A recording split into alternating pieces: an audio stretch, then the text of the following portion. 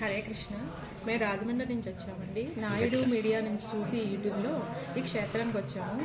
ఈ క్షేత్ర విశిష్టత ఏంటంటే ఇది ద్వాపర యుగంలో లాస్ట్లో కలియుగం ప్రారంభంలో ఈ క్షేత్రం అన్నది ఇందులో స్వామి అన్నది వెలిశారు. 5120 సంవత్సరాల క్రిందట ఈ స్వామి వెలిశారు ఇక్కడ.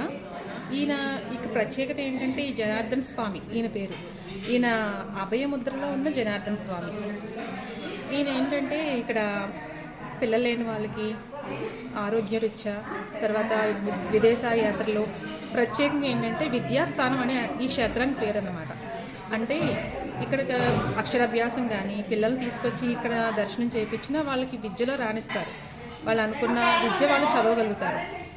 సో ఇవన్నీ మేము చూసి క్షేత్రానికి రావడం జరిగింది. ఇక్కడికి వచ్చిన తర్వాత స్వామిని చూసిన తర్వాత ఆయన ఈరోజు శనివారం ఇక్కడ విశిష్టత ఏంటంటే 4 శనివారాలు 4 ప్రదర్శన చేసి స్వామిని దర్శించుకుంటే ఆయన అనుగ్రహం చాలా బాగుంది.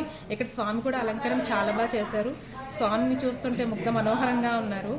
శ్రీదేవి భూదేవి సమేతంగా ఈ స్వామి ఇక్కడ వెళ్ళడం జరిగింది.